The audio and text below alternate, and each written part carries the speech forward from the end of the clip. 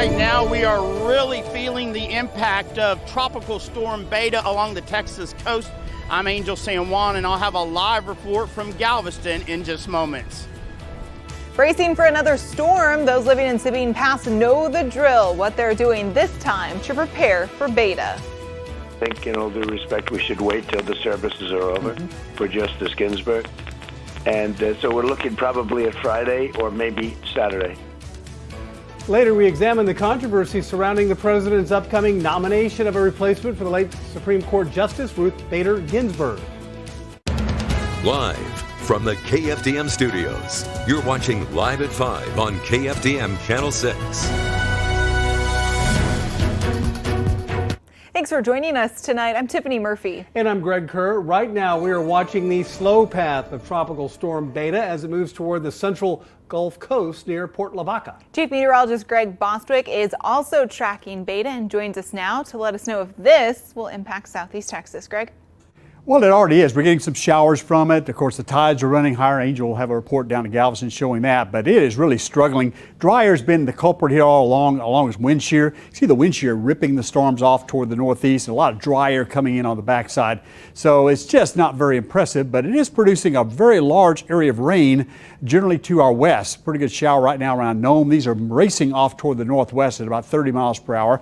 A lot of light rain up in the lakes, and there's still widespread rain out to our west, particularly the area around Liberty and then south of Houston. That's where the heaviest rain's been so far. Now these totals are not going to cause flooding, but a pretty good soaking so far, 4 to 5 inches there south of Houston, around Alvin, back down toward Freeport and just west of Galveston. Our camera down at Sabine Pass School is bouncing around pretty good. Pretty good winds down there, sponsored by Do Good and Wortham Roofing. In fact, the gusts of wind have been over tropical storm force. Of course, to be a tropical storm, though, the sustained winds have to be at that speed. We're not seeing that. So the gusts are hitting 43, but most of the winds are running about 30, 35 max. As far as the sustained speeds, 82 degrees down there. They haven't had a whole lot of rain so far, 0.08 of an inch.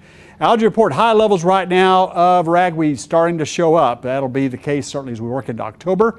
And if you're heading to the beach, well, obviously not a good time to go, but southeast winds will be gusting to 30. It'll slowly calm down. What's interesting here, look at that, water temperature 78. That's a good thing. The storm's really churning up the Gulf of Mexico. Now let's go to Angel down in Galveston. What's going on down there, Angel? Well, Greg, you were right. It's definitely not a good beach day. In fact, strong winds and heavy rain have been battering the city of Galveston all day, and it continues right now. And I'm going to get out of the way so you can see just how Tropical Storm Beta is churning that water, creating lots of waves. In fact, the waves overnight were so much that the 61st Street fishing pier, there was some damage done during Laura. So the owners of the fishing pier actually loosened part of it so the whole thing wouldn't be damaged. And when they loosened part of it, well, Mother Nature actually completed the process, and you are seeing it right there, the piece of the pier that was let go and actually ended up on the beach. But we also have some video of what's been going on today. The beaches are closed, but that has not stopped many onlookers from coming out to the seawall and braving the condition to experience what a major storm feels like. One parent says since school was canceled, she decided to use this as an educational experience and bring her kids.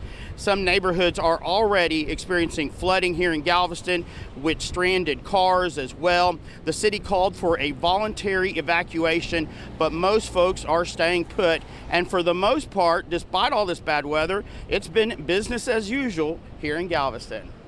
Well, this is a routine for Galvestonians. When you've lived in Galveston all your life, you become used to hurricanes. And this is going to be a small one. This is more of a rain event, water event, than it's going to be a wind event, but we still keep our guard up. And of course, for a lot of you who live in the Golden Triangle and our neck of the woods, one thing you probably are curious about is the ferry, the Bolivar Ferry. It continues to be suspended because of the water and the wind. So at this point, you cannot use the Bolivar Ferry. We're live in Galveston. Angel San Juan, KFDM 6 News.